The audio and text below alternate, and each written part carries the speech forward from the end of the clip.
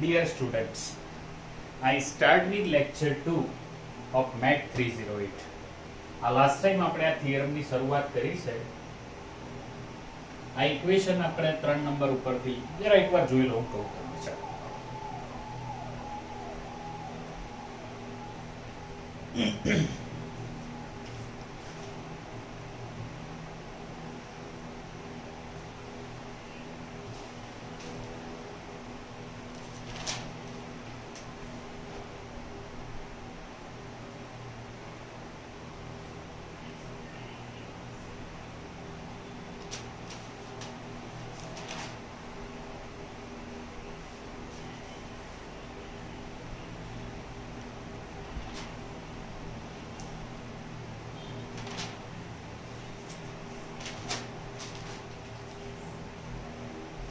जो आखा this is m is the smallest one,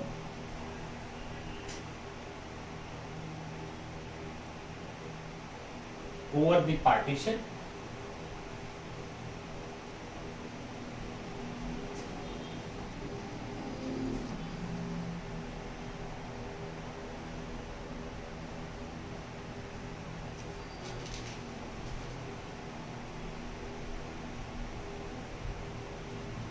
or you may write there I also.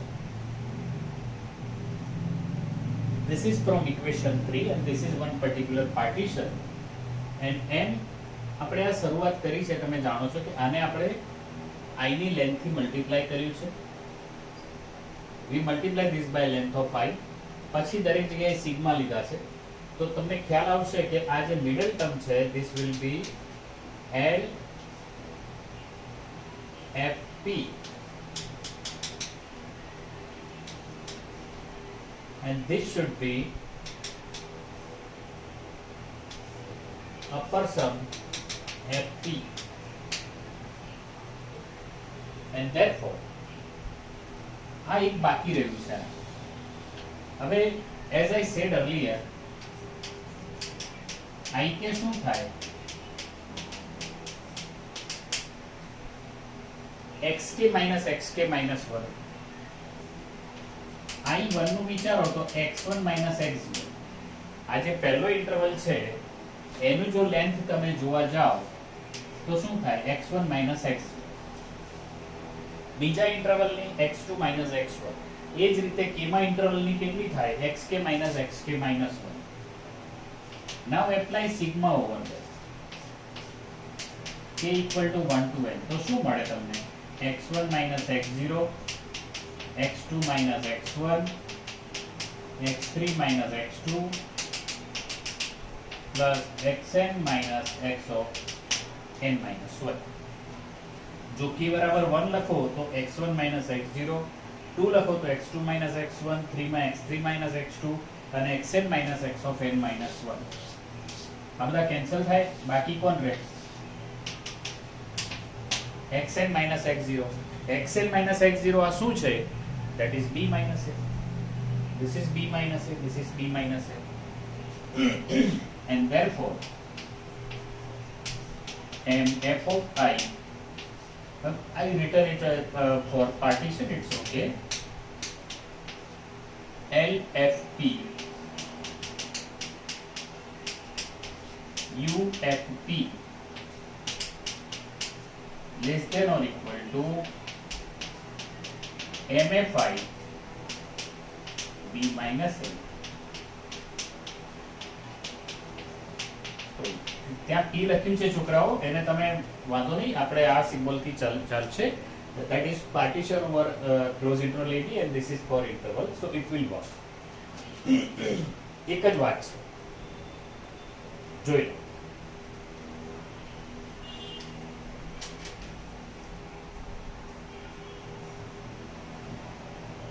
ખાલી આ જે છેલ્લે આજે મેં કર્યું છે ને sigma mode a i k that is b minus a, એક તમારે ધ્યાન રાખવું પડશે.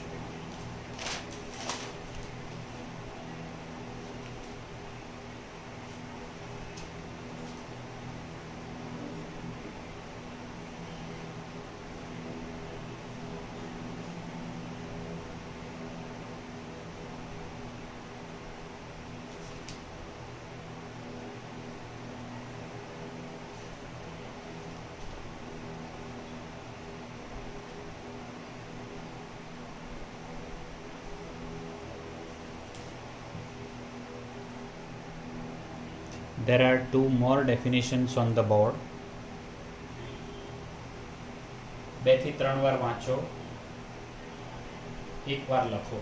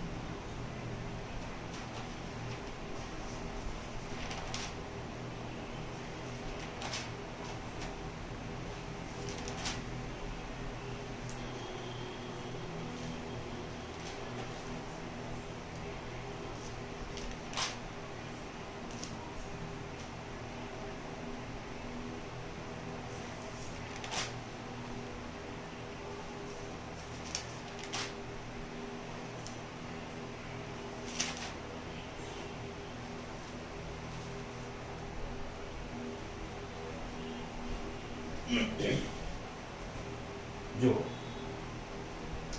definition of upper and lower Riemann integral. Let f is function from a b to r, f is bounded, then we define upper Riemann integral means આવી રીતે ઉપર line કરીએ છે. fx dx is glb. તમે uft ની definition જોશો ને તો એમાં lub છે અને અહીંયા છે GLB. એટલે આ જે મોટી મોટી કિંમતો કોઈ પણ પાર્ટીશન પર મળે એની લોઅર બાઉન્ડ.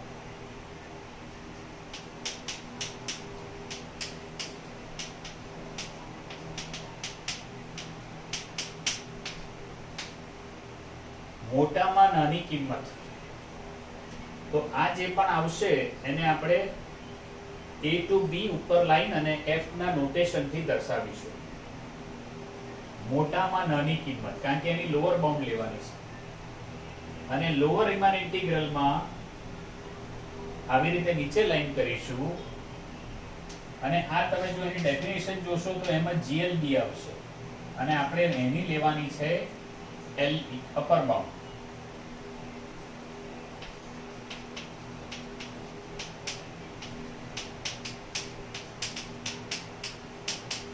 આને શું કહેવાય? નાનામાં મોટી કિંમત. આ એનું નોટેશન છે, બીજું કંઈ લખતા નથી. અને તમે જો 6 નંબરનું અને આ 7 છે એની આગળનું જોશો તો ખ્યાલ આવશે કે lower Riemann integral is less than or equal to upper Riemann integral. અને જો આ બંને સરખા થાય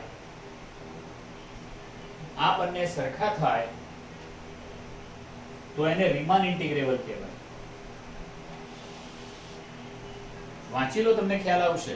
પણ અપર રીમાન ઇન્ટિગ્રલ અને લોઅર રીમાન ઇન્ટિગ્રલ બંને વેલ્યુ સરખી થાય તો એવું જે ફંક્શન છે એને આપણે રીમાન ઇન્ટિગ્રેબલ ફંક્શન કહીએ છીએ અને એનું આ નોટેશન છે કોમન વેલ્યુ માટે a to b f. This is notation. આ રીતે એને દર્શાવીએ છીએ. બરાબર? એમાં નીચે કે ઉપર લીટી કરતા નથી કારણ કે બંને વેલ્યુઝ સેમ છે.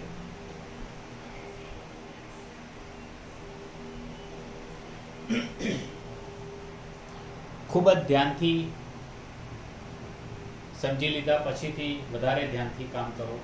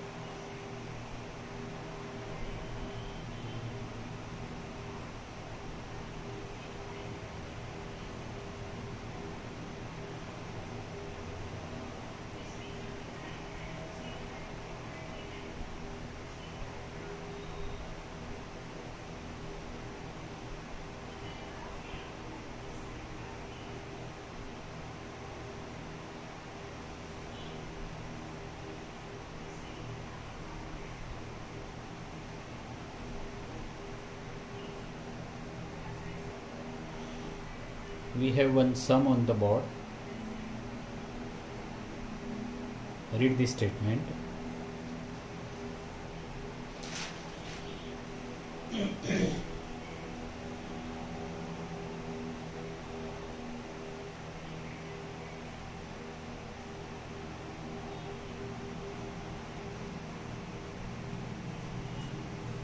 Answer.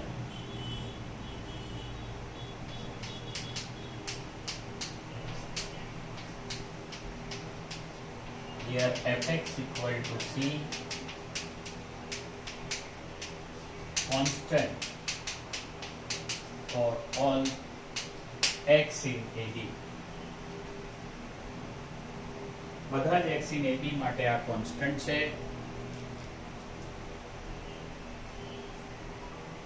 હવે આપણે એને રીમાન ઇન્ટિગ્રેબલ બતાવવાનું છે. તો રીમાન ઇન્ટિગ્રેબલ બતાવવાનું હોય તો શું કરવું પડે? એનો અપર રીમાન ઇન્ટિગ્રલ અને લોઅર રીમાન ઇન્ટિગ્રલ આ બંને વેલ્યુઝ સરખી થવી જોઈએ. તો એના માટે પહેલા શું કરવું પડે? યુએફપી અને એલએફપી શોધવા પડે. પછી યુએફપી ની લોઅર બાઉન્ડ જીએલબી લેવાની અને એલએફપી ની એલયુબી લેવાની. કરતા જઈએ, તમે જોતા જાઓ.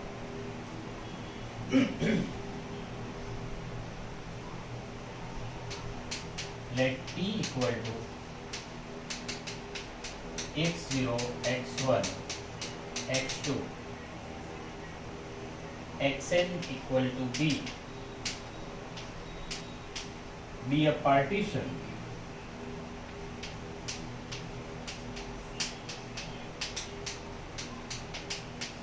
of closed interval AB.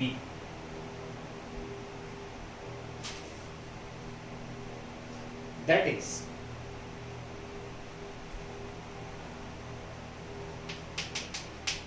E equal to x0 less than x1 less than x2 less than xn equal to b. Therefore, UFP equal to sigma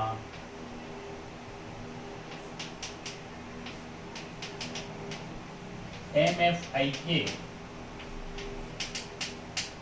into IK. A definition છે K from 1 to L.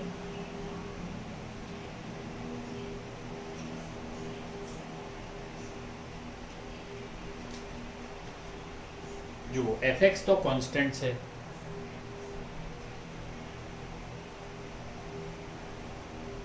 અને એટલે એની મોટી value કે નાની value હંમેશા constant આવશે.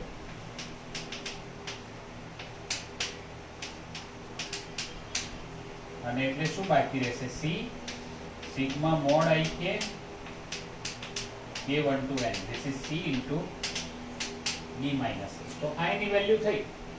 અને sigma ik k equal to 1 to n any value b minus a કઈ રીતે થાય છે?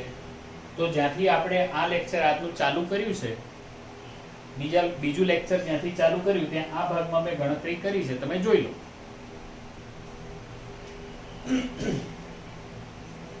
Similarly,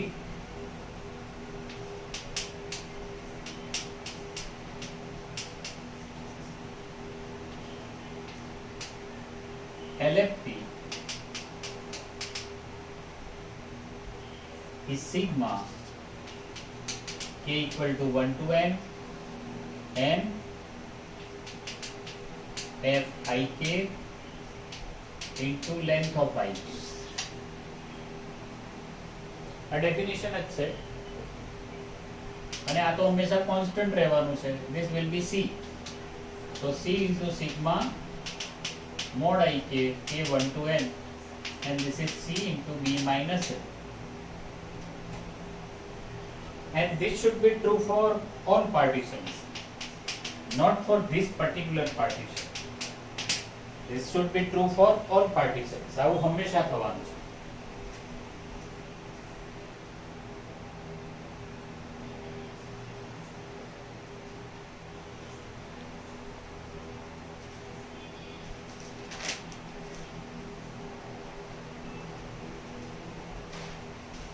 And therefore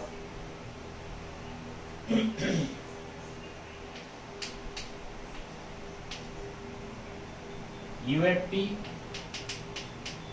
equal to LFP equal to C into B minus A for all partitions P.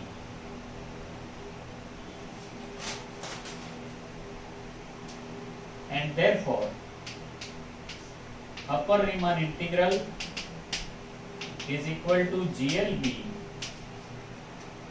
of UFP or UPF over any partition is GLB of, or you can write it directly also because we have only one value. આપણને ત્યાં એક જ કિંમત મળે છે. This is C into B minus A and A to B lower Riemann integral, that is LUB of LFP over any partition, and this is equal to only one value. તમે જુઓ definition સાથે compare કરતા હતા અને ત્યાં એક જ કિંમત છે એટલે LUB કે GLB શોધવાની જરૂર પડતી નથી. ચેક કરો.